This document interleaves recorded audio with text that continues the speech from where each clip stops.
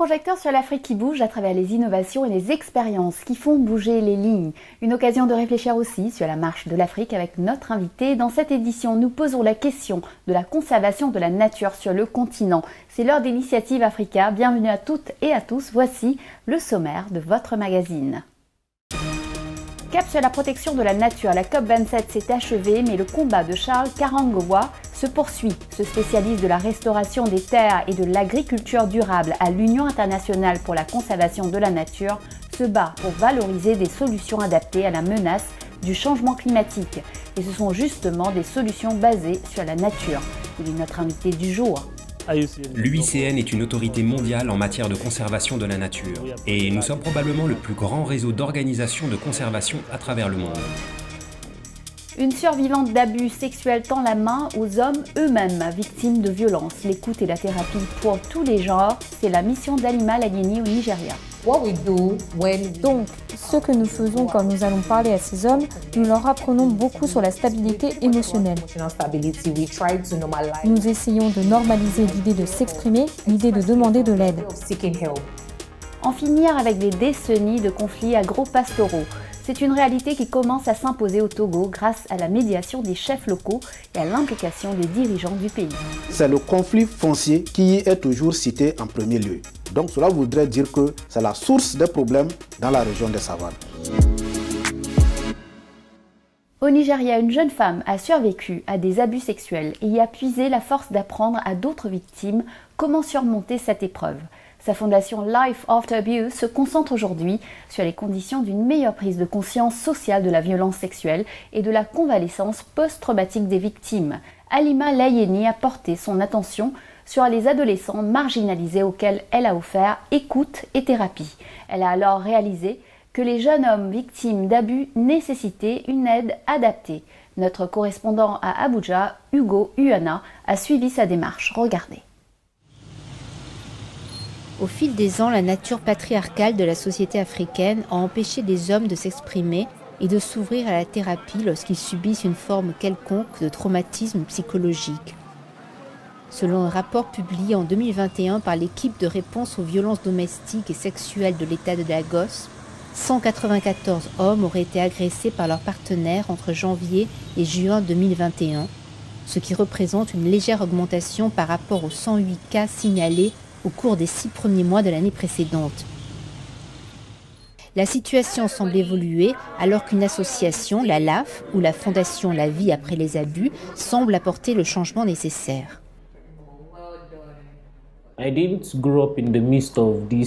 Je n'ai pas grandi au milieu d'une famille aimante et heureuse. J'ai grandi au milieu de bagarres, de malédictions, de guerres et de beaucoup de colère. De refus du pardon et de toutes sortes de choses. Je n'ai même jamais eu de bonnes intentions envers qui que ce soit en grandissant. Il y a quelque temps, j'ai perdu ma mère et il m'a été très difficile d'y faire face. Je veux dire que pendant une très longue période, je n'arrivais pas à l'accepter. Je n'avais pas d'émotion, je n'avais pas d'expression. Beaucoup de gens ne savaient pas comment se comporter avec moi. Nous avons conseillé des hommes qui ont subi des traumatismes tels que des abus sexuels. Nous avons également conseillé des hommes qui ont subi des abus familiaux, physiques et émotionnels. Nous essayons de créer un espace sûr pour les hommes et nous essayons de les encourager à pleurer, à parler de leurs sentiments et de leurs émotions. Nous avons donc mis en place une plateforme de conseil LAF où les hommes peuvent avoir accès à un conseiller individuel. Donc, ce que nous faisons quand nous allons parler à ces hommes, nous leur apprenons beaucoup sur la stabilité émotionnelle. Nous essayons de normaliser l'idée de s'exprimer, l'idée de demander de l'aide. Nous essayons de reconnaître les traumatismes qu'ils ont subis. Nous savons que traditionnellement, il est demandé aux hommes de garder beaucoup de choses pour eux. Je suis vraiment heureux d'avoir trouvé un refuge, un endroit sûr ici à l'AF. Après les séances de thérapie, après le conseil, j'ai constaté que j'étais plus enthousiaste à propos de mon travail. Avant, je ne voyais mon travail que comme une responsabilité, quelque chose que je devais faire en me levant. Nous pensons fondamentalement qu'une approche plus durable de toute violence fondée sur le genre consiste à réorienter les hommes, à les réhabiliter, ceux qui ont été traumatisés. Nous avons commencé à éduquer les hommes sur les droits des femmes, la stabilité émotionnelle, le consentement et tout le reste. Nous avons lancé une campagne et des hommes de 4 pays africains, le Ghana, la Côte d'Ivoire, la République du Bénin et le Nigeria, ont rejoint le mouvement qui a attiré beaucoup d'attention.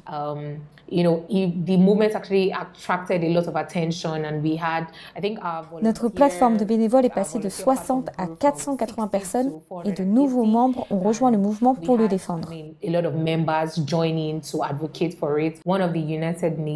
L'un des objectifs de développement durable des Nations Unies est en fait la santé et le bien-être. Et c'est ce sur quoi nous essayons de nous concentrer à l'AF. Nous savons que la question de la santé mentale des hommes fait partie de cette catégorie et nous essayons de nous y consacrer. Nous avons pu toucher au moins 6 000 hommes dans 4 pays africains. En 2020, l'AF a obtenu une reconnaissance mondiale par le biais d'une plateforme appelée United Nations Youth Solutions Report et nous étions finalistes.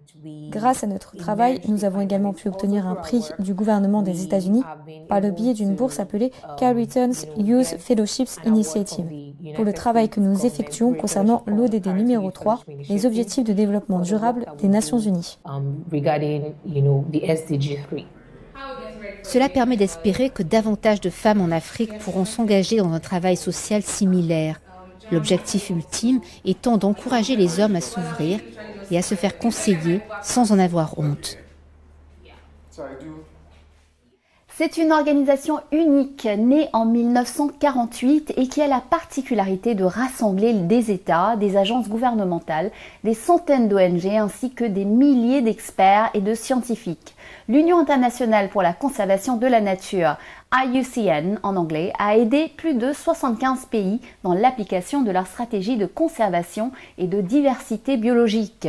L'Afrique y perd chaque année jusqu'à 350 millions d'hectares de terres devenues trop dégradées est un chantier majeur pour l'Union, comme me l'a confié Charles Karangwa, un de ses responsables. Je l'ai rencontré en marge de la COP27 à Sharm el-Sheikh en Égypte. Bonjour Charles Karangwa, bienvenue sur Initiative Africa. Donc vous êtes responsable d'Afrique à l'Union internationale pour la conservation de la nature. Quelle est la mission de l'UICN ? L'UICN est une autorité mondiale en matière de conservation de la nature. Et nous sommes probablement le plus grand réseau d'organisations de conservation à travers le monde. Et la majeure partie de notre travail couvre cela à travers 4 composantes. La conservation de la nature, bien sûr, les moyens de subsistance des personnes, les alternatives et l'équité, et les droits qui font partie du travail de gouvernance que nous faisons. Et nous avons également beaucoup de travail autour de la biodiversité des écosystèmes terrestres et marins en Afrique, et surtout en travaillant avec les gouvernements pour faire la transition vers un développement durable et la résilience climatique. Qu'en est-il du travail de l'UICN en Afrique ? Je dirais donc qu'en Afrique, nous soutenons probablement depuis de nombreuses décennies le programme de conservation et au cours des 30 dernières années, nous nous sommes principalement concentrés sur le travail de ce que nous appelons la conservation durable, qui comprend essentiellement les questions de développement. Donc, vous examinez essentiellement des facteurs qui contribuent à la déforestation et à la perte d'habitat. Et en les abordant, vous répondez essentiellement aux défis de la conservation.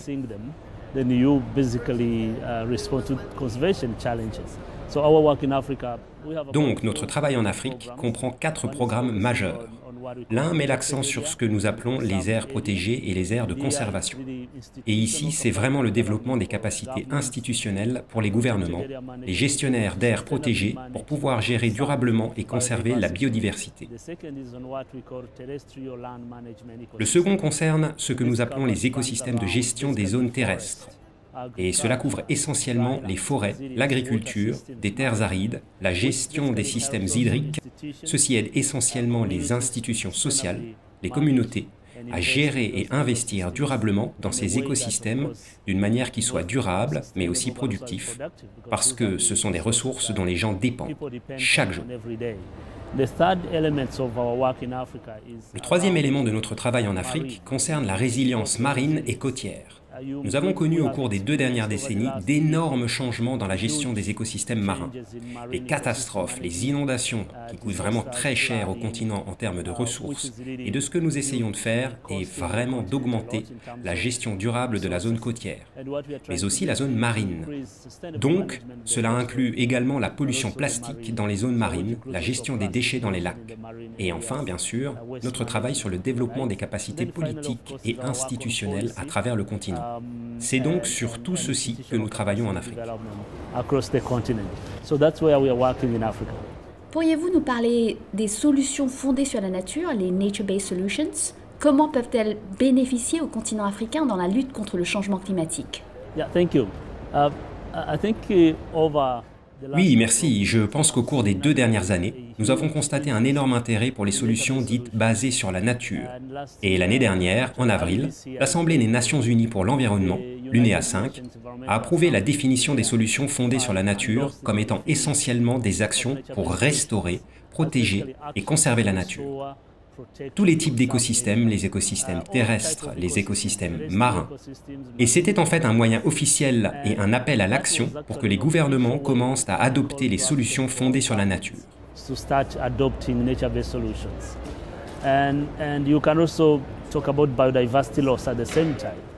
Et on peut également parler de perte de biodiversité en même temps. Si vous regardez les facteurs de la perte de biodiversité et vous vous demandez comment mettre en place ensemble quelque chose qui peut aborder à la fois le changement climatique en termes d'adaptation et de l'atténuation, mais aussi de perte de biodiversité de plusieurs façons.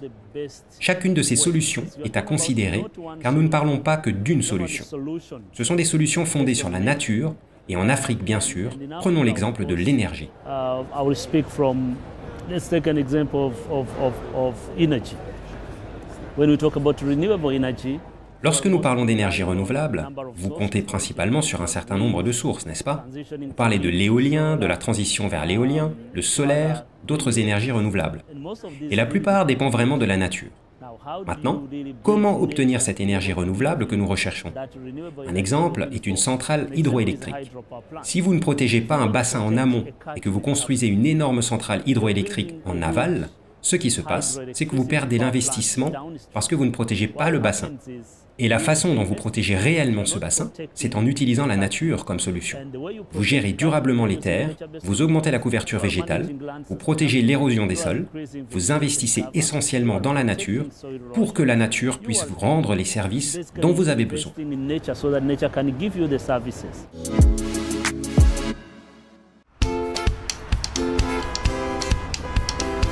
Avec l'application Nomade Éducation, les interminables embouteillages en rentrant chez moi deviennent des moments de révision de qualité. Depuis que j'ai intégré l'application Nomade Éducation à la routine de révision journalière de l'élève en classe de 4e que j'accompagne en tant que répétiteur, ses difficultés en mathématiques sont un lointain souvenir.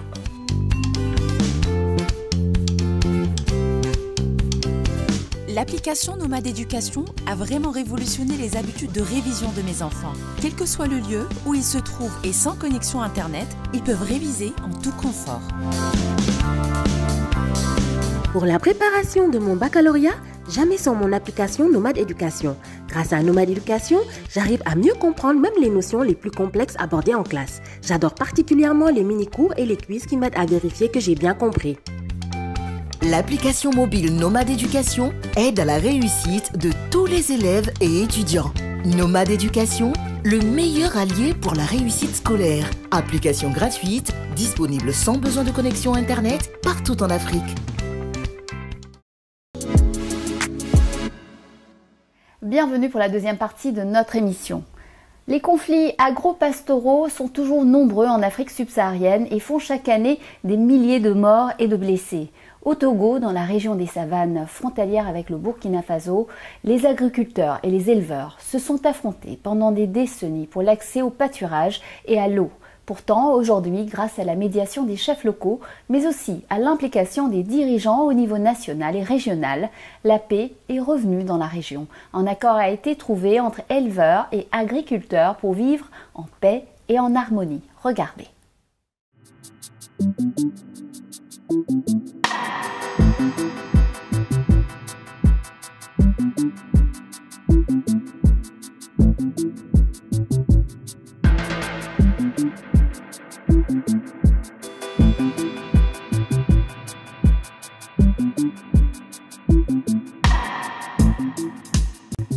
Quand moi je suis arrivé, lui, il était avec les bêtes dans le champ en train de manger. Les bêtes mangent, lui, il est à côté, il les regarde. Quand je suis arrivé, je lui demande, devant toi là, tu vois, c'est quoi là-bas? Et puis, c'est comme ça. C'est là-bas qu'il m'a tapé. Dans un de mes villages vers l'ouest, à Pétila, les bouviers sont rentrés dans le champ et c'est un maraîcher qui a fait les tomates. Il a fait ça sur un bon espace et c'est de ça qu'il vit. Bon, dans un premier temps, quand il est retourné sous l'effet de colère, il avait le coucou. Il y avait un petit taureau qui était là, il a haché carrément. Et le bouvier a sorti son coucou. Ils se sont pris, hein, ils se sont pris. Il y a eu du sang qui a coulé. Il y avait un climat vraiment conflictuel dans beaucoup de localités. Et on a constaté, ou bien on a vu, une violence de grande ampleur dans la préfecture, dans un village de la préfecture de Thône, où des communautés entre Moba se sont affrontées, entre les Peuls bouviers et les autochtones gourmandiers, où il y a eu également même des morts, hein, des morts d'hommes. Il y a eu les cases brûlées. Nous sommes arrivés ici, on a voulu essayer de les interroger. Le bouvier, il ne voulait même pas obtempérer pour qu'on voie comment ça a commencé pour voir à la solution. Il dit que les bœufs étaient tellement nombreux que lui seul ne pouvait pas d'un seul coup les faire sortir. C'est le conflit foncier qui est toujours cité en premier lieu. Donc cela voudrait dire que c'est la source des problèmes dans la région des savanes. Quand il a vu son taureau avec les coucous que le jeune, et là, lui, il est gardien.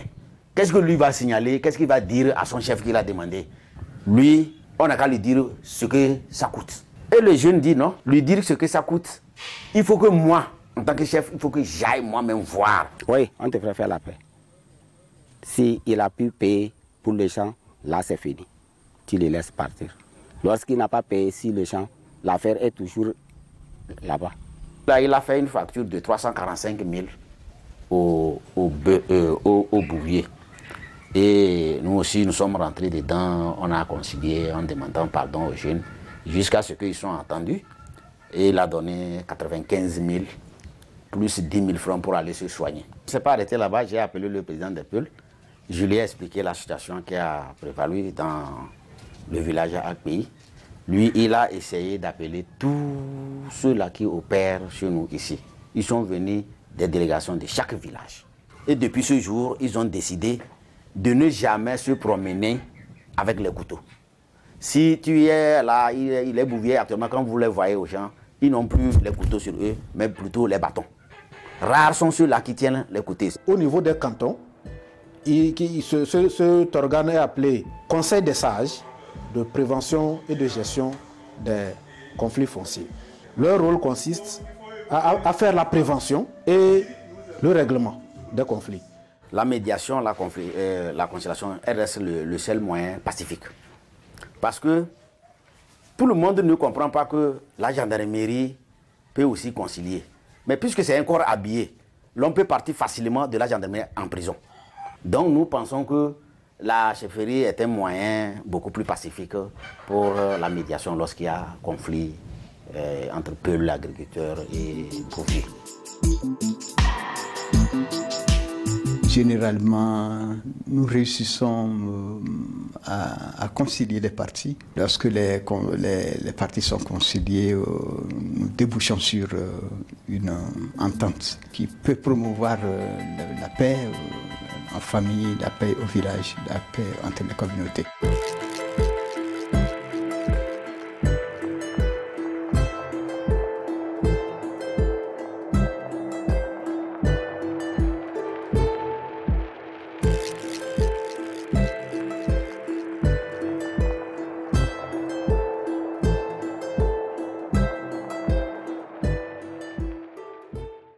Et nous retrouvons Charles Karangwa de l'Union internationale pour la conservation de la nature pour la deuxième partie de son interview. Il nous parle notamment des solutions basées sur la nature qu'encourage son organisation pour la protection des écosystèmes et comment elles peuvent aider l'Afrique. Écoutons-le.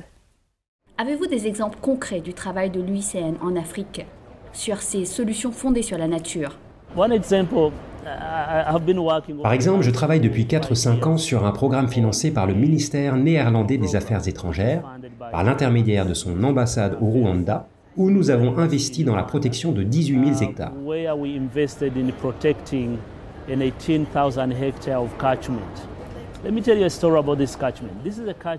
Laissez-moi vous raconter une histoire à propos de ce bassin versant. Il s'agit d'un bassin versant qui, historiquement, a vu au moins 100 personnes perdre la vie chaque année à cause de glissements de terrain, à cause d'inondations. D'énormes pertes d'infrastructures, y compris des ponts, des routes, ont été détruites parce que l'amont n'était pas protégé. Et pendant les fortes pluies, le Rwanda est un pays aux 1000 collines, donc vous avez une pente très élevée de 60%. Quand il pleut, à cause du type de sol et de la construction du paysage, il y a toujours des glissements de terrain. Je me souviens d'avoir été témoin d'un moment où une famille de 8 personnes a été complètement décimée à cause du glissement de terrain, un lourd glissement de terrain. Nous avons donc investi dans cela à travers différentes approches de solutions naturelles et basées uniquement sur la nature, y compris bien sûr la restauration de ce bassin versant, la protection de la rivière, l'augmentation de la taille, mais aussi la façon dont l'eau peut s'écouler, et faire d'autres terrassements des montagnes pour réduire l'intensité de l'eau.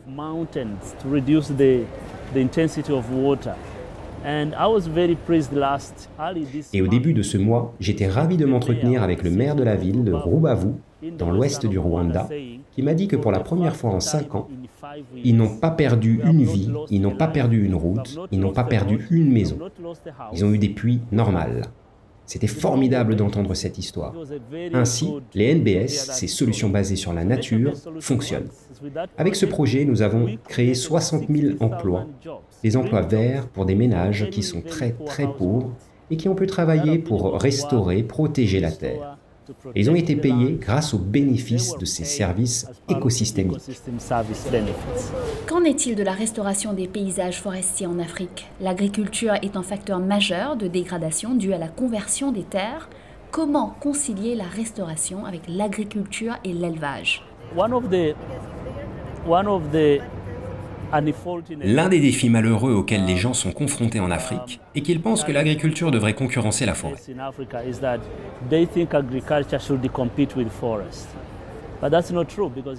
Et ce n'est pas vrai, car historiquement, l'Afrique a vécu et survécu sur Terre.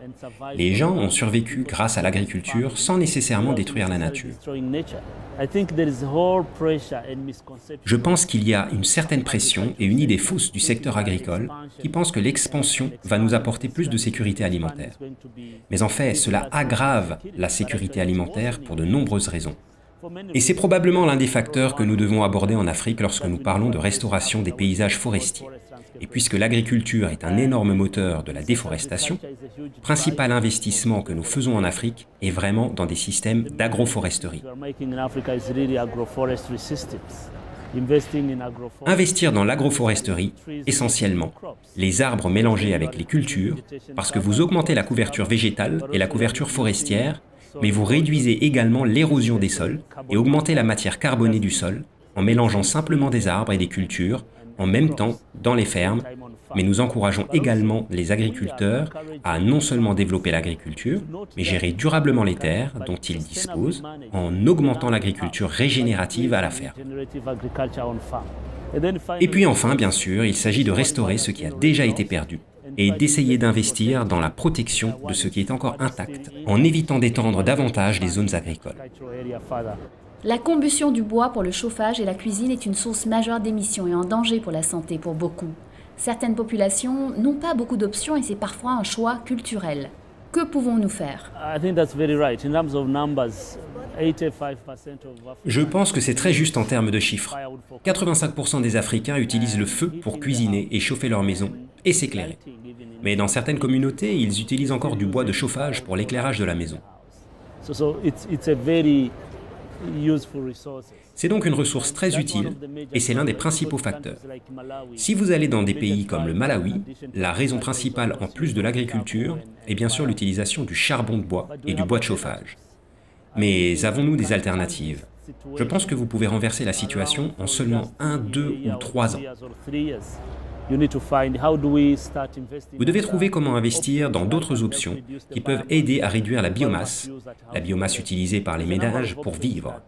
Il y a un certain nombre d'options qui sont explorées dans de nombreux pays.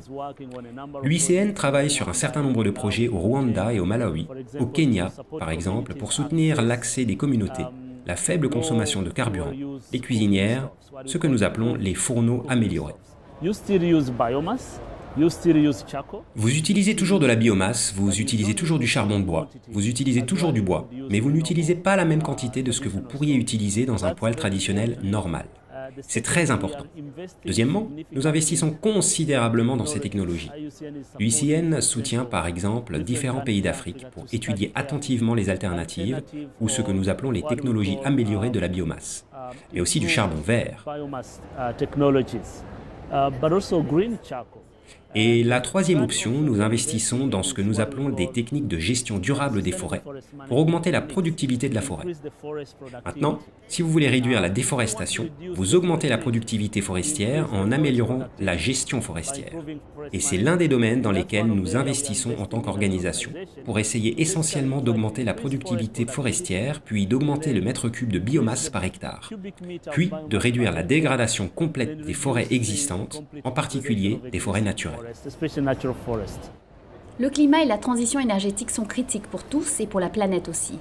Comment voyez-vous les progrès dans ce domaine sur le continent, sachant que les voies d'une transition net zéro juste doivent refléter les réalités et les ambitions africaines?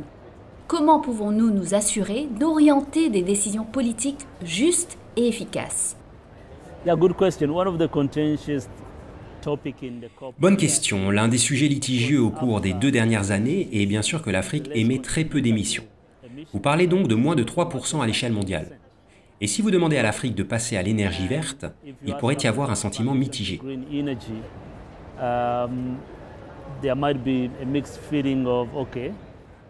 Ok, de toute façon, on n'émet pas beaucoup.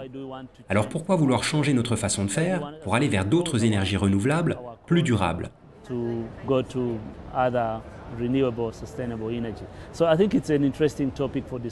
Je pense donc que c'est un sujet de discussion intéressant, mais personne ne souhaiterait que l'Afrique en arrive là où l'Europe, la Chine et d'autres pays développés en sont arrivés. Aujourd'hui, en matière d'émissions, on voudrait éviter d'en être là. Nous voudrions donc investir dans l'énergie durable maintenant, plutôt que d'attendre que la situation empire. Donc je suppose que c'est pourquoi nos politiques doivent changer. Et nous constatons un grand intérêt du continent pour le changement et la transition juste vers les énergies durables et renouvelables. Mais bien sûr, ce n'est pas quelque chose qui peut arriver du jour au lendemain. L'Afrique a besoin de plus de temps. Je pense que l'Afrique a une énorme opportunité pour produire de l'énergie durable. Nous sommes un continent avec de nombreuses ressources, des rivières hydroélectriques, un potentiel énorme. Nous pouvons tout développer et sauver le monde entier avec nos rivières, avec l'hydro, mais aussi avec le solaire. Mais je suppose que ce dont nous avons besoin, ce sont ces ressources, des ressources financières pour faire la transition vers ces opportunités et pour exploiter les services écosystémiques naturels dont nous disposons et adopter cette transition énergétique de manière durable.